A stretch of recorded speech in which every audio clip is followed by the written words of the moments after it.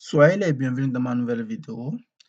Si vous n'êtes pas encore abonné, je vous invite à vous abonner à ma chaîne YouTube et aussi liker, partager pour que YouTube puisse faire connaître la vidéo à un plus grand nombre de personnes et ainsi on va toucher les compétences et les astuces que je vous partage seront aussi utiles pour d'autres personnes qui en ont vraiment besoin.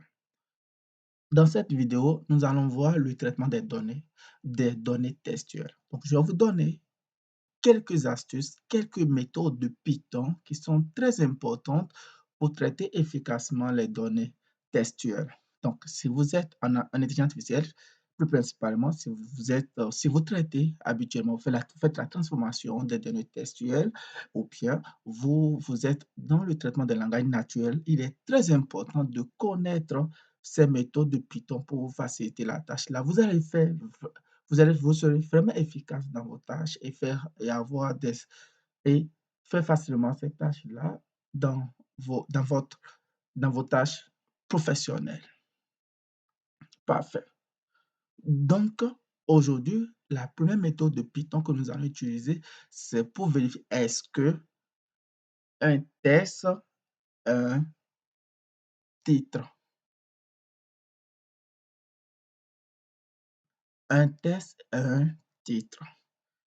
Si par exemple, vous avez un si par exemple vous avez un test et vous voulez vérifier est-ce que ce test a un titre ou bien vous avez une partie d'un test, est-ce que c'est un titre?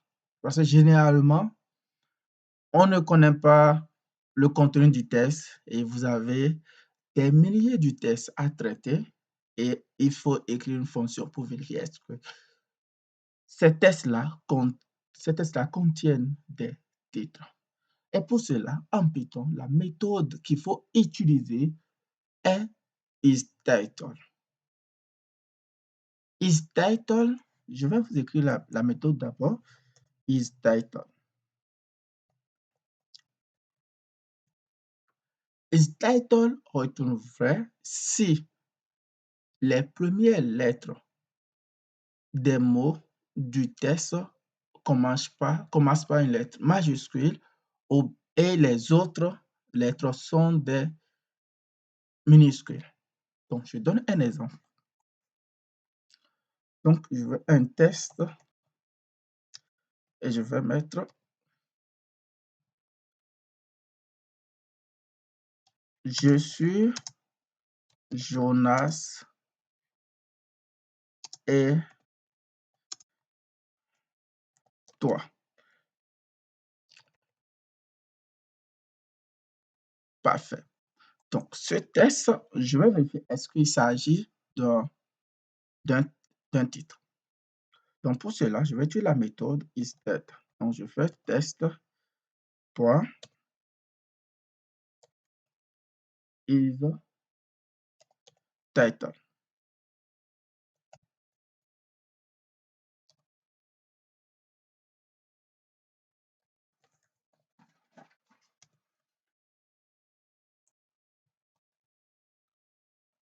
Ça me retourne tout parce que c'est un test. Chaque mot du test commence par une lettre majuscule et le reste, les restes sont des lettres minuscules.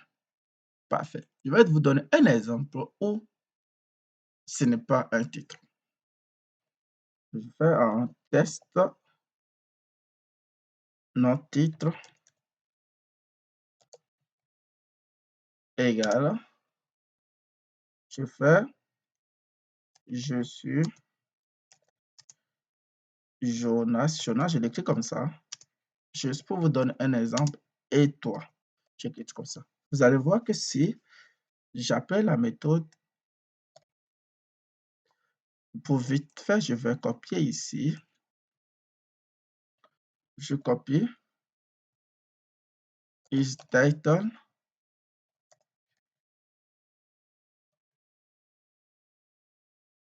vous allez voir, ça m'a affiché false dans ce cas parce que ce n'est pas un titre.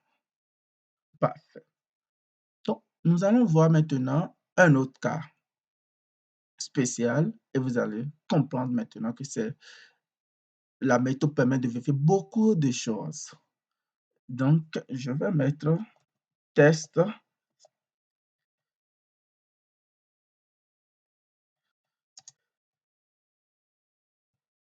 et ici, je vais mettre d'abord un nombre et puis Java. Dans ce cas, vous allez voir ce que ça va nous afficher. Je vais utiliser la méthode tst.isTitle.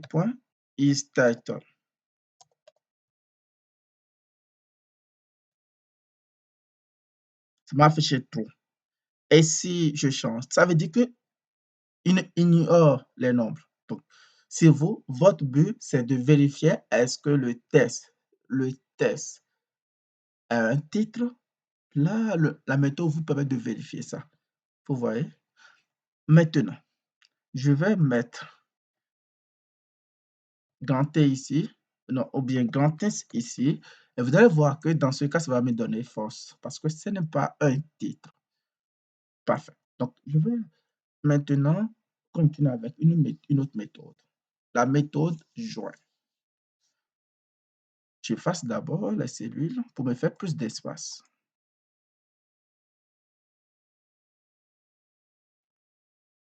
Parfait. La méthode join permet de joindre plusieurs éléments d'un type en un test. Donc, on va pouvoir former un test avec plusieurs éléments d'un titre. Et c'est à nous de mettre un séparateur. Donc, je donne un exemple d'un titre. Je vais mettre par exemple une liste.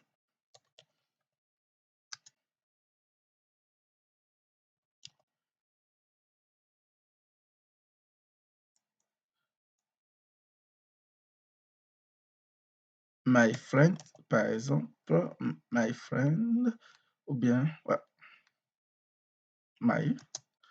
Et puis, dans ce cas, je vais mettre Jonas, Jésutin, Iradat,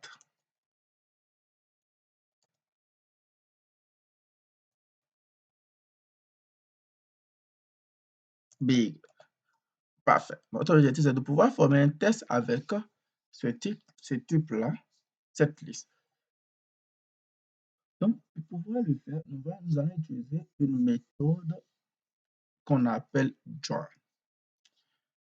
Donc, je vais d'abord définir cette méthode. Je vais faire is égale.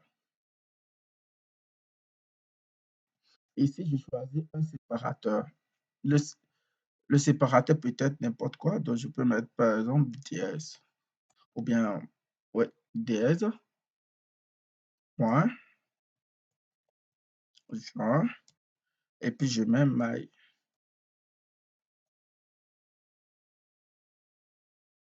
Et si je fais un print, ou bien je fais un s, vous voyez, j'ai pu former un test avec cette liste.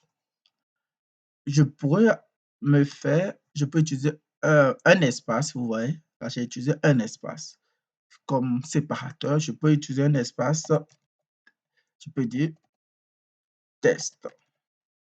Là, je vois, ça me fait. Vous voyez, donc j'ai pu utiliser cet espace-là. Parfait. Donc, si on veut, on pourra utiliser un map et, et, et mettre les éléments d'un map sous forme d'un test. Je vais écrire rapidement un map. Donc, je vais dire my map égale.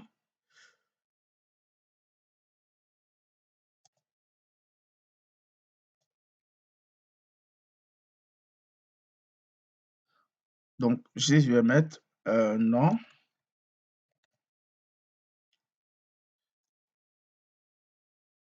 deux points, Jonas, prénom,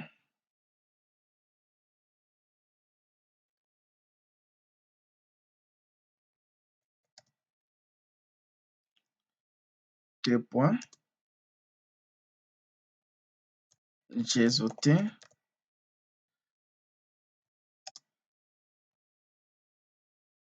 pays, je mets n'importe quoi, Canada,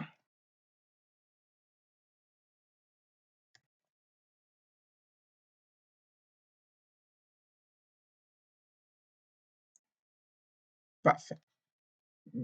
Si je veux par exemple former un test avec les éléments de ma map, il suffit de faire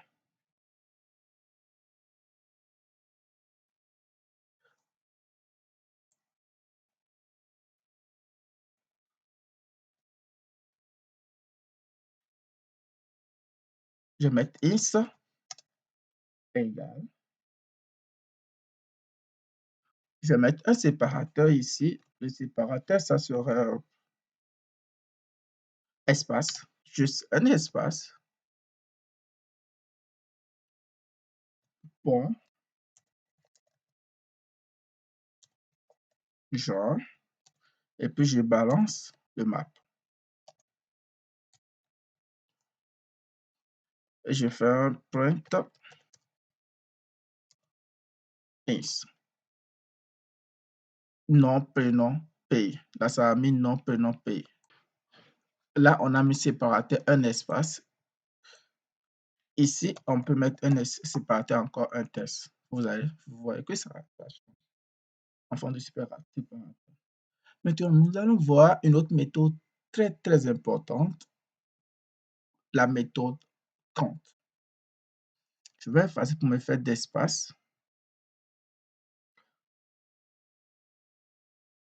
Donc, c'est quoi la méthode compte fait? D'abord, la méthode compte. Je vais vous mettre la ceinture de la méthode compte.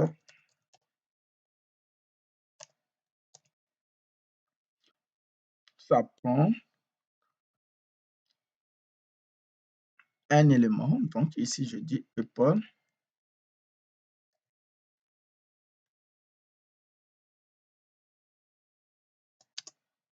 Je dis 10.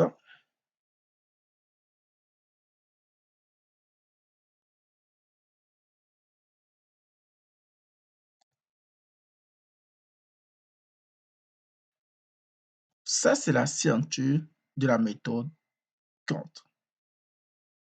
Ça prend un élément et le début et la fin. Je vais d'abord définir le test ici. Donc, je vais mettre test égale. Ici, je vais mettre épaule is good.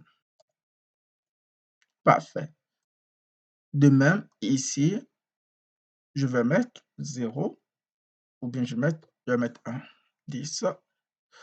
Non, je vais mettre ici.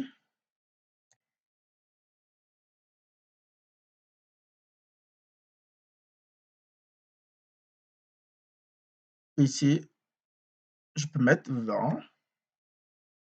Parfait. Donc, je vais exécuter. Donc, je vais mettre épaule ici. Là, ça me fait une erreur parce que je vais, à cause de ça, parce que je n'avais pas fermé la parenthèse. Parfait. Ici, il y a un compte. Oui. Parfait. Parce que ça ne va pas fonctionner parce qu'il faut mettre, je vais donc définir mon compte. Je vais définir mon compte. Parfait. Donc ici, je fais un test pour compte. Le premier argument, c'est le test qu'on veut chercher. Donc, je vais mettre épaule. Le deuxième argument, c'est le début. Donc, je mets 1 et la fin. Donc, je vais mettre quelque chose. Je peux mettre 10.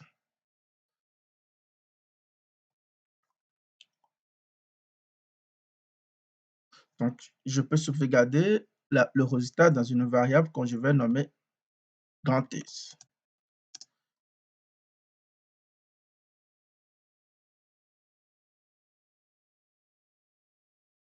Bien, je vais directement afficher le résultat.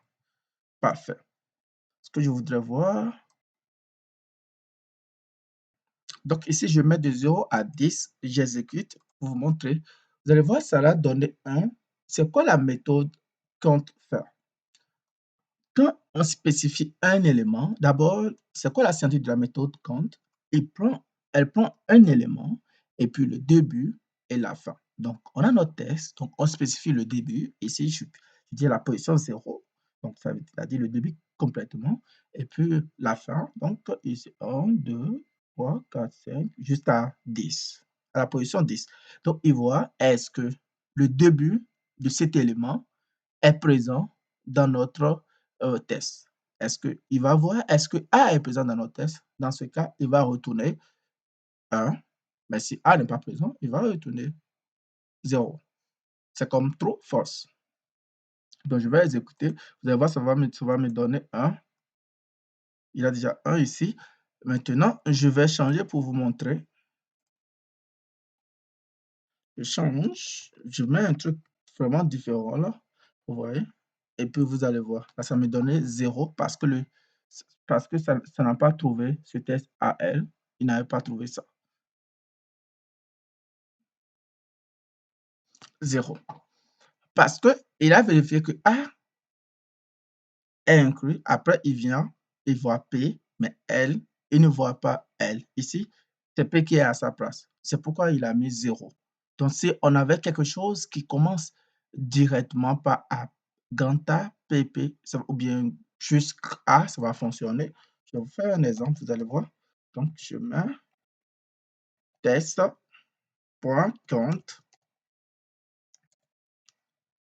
Alors, moi, je mets juste grand A.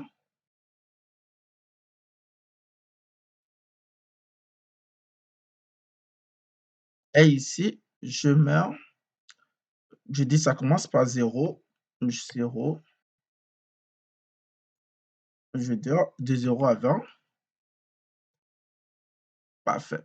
Vous allez voir que dans ce cas, ça va donner 1 parce qu'il a vu que ça, il a A qui est dedans et ça commence par A. Mais si je mets par exemple AP, ça va aussi fonctionner. Donc, je mets un task.count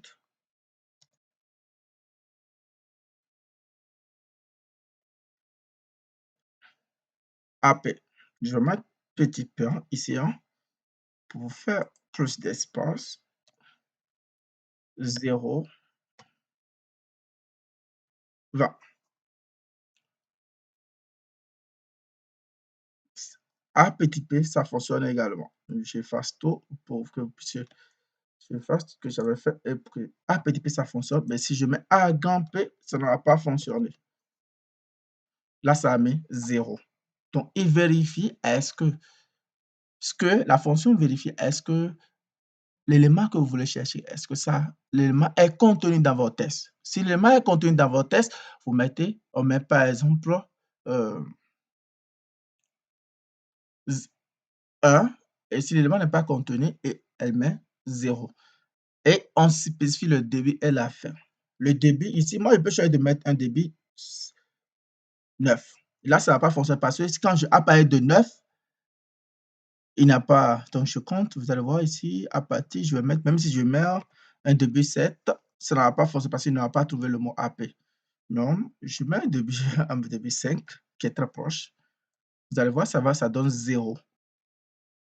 Je vais mettre un petit comme ça et je vais exécuter. Ça va toujours donner 0, mais si je mets 0 ici, ça va donner 1.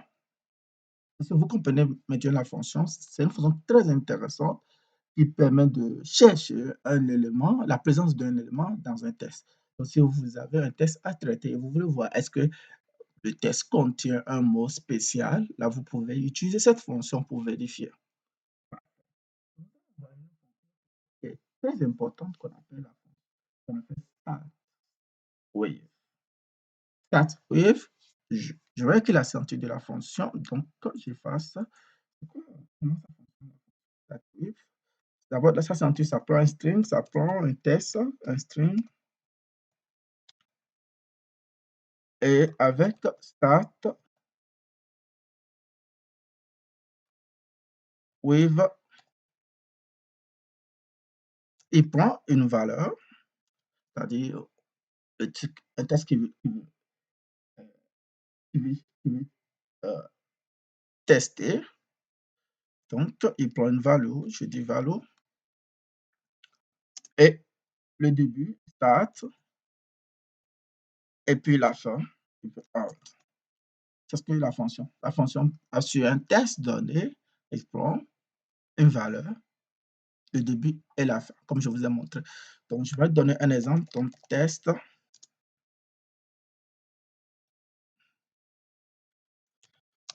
je suis Jonas. Donc, on va vérifier est-ce que ce test commence par un mot donné, une valeur donnée. Donc, je fais test point start with. Start with. Ici, je mets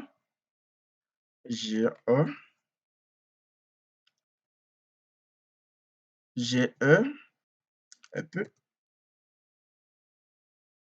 le début, je mets 0, la fin, je mets 20.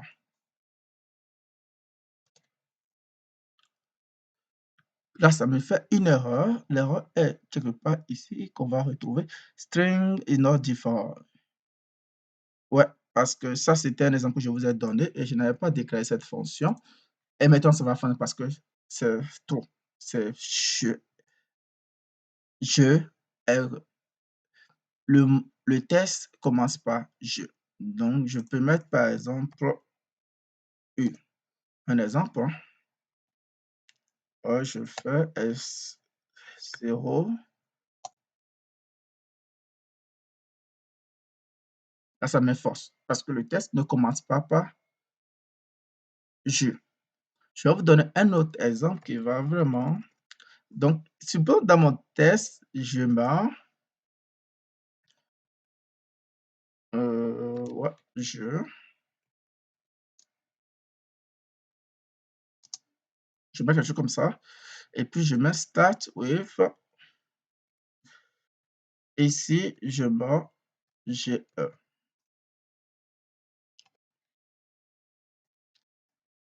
Ah, la valeur, je mets 0. Je mets ça. Parfait. Ça m'enforce. Ce qui fait ça, vous voyez, ça m'a mis force. J'exécute. Ça m'a mis force dans ce cas. Et si je mets, par exemple, 0, je vais mettre 2. 0, 1, 2. Parfait. Là, ça met trop. Pourquoi ça met trop? Parce que quand je parle du caractère, donc ici, ça fait 0, caractère 2, le test commence par je. Vous voyez? Donc, c'est une méthode qui est très, très utilisée. Donc, si vous voulez faire traitement des tests, voir est-ce que votre test commence par une lettre ou bien un mot spécialement, c'est très utilisé. Vous pouvez utiliser cette méthode. Parfait.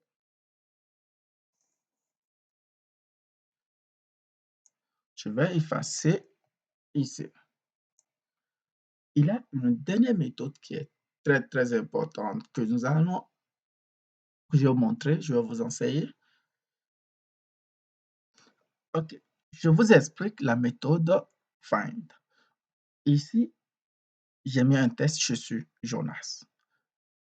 Et puis, j'applique la méthode find. La méthode find va chercher à quelle position du test le mot je est apparu pour la première fois. Ici, c'est la position 0. C'est pourquoi il a mis 0. Donc, si je mets par exemple E, vous allez voir, ça va mettre la position 1 parce que ça fait 0, E, 1. Vous voyez? Donc, c'est C'est très utilisé si vous voulez savoir la position d'un à quelle position de votre texte un caractère ou bien un mot est apparu pour la première fois. Vous pouvez utiliser la méthode find. Je vous remercie pour votre attention et je vous invite, si vous n'êtes pas encore abonné, je vous invite à vous abonner à ma chaîne YouTube pour faire agrandir notre communauté. Et aussi, n'oubliez pas d'activer la cloche de notification pour ne pas rater mes autres vidéos. À bientôt. Ciao, ciao.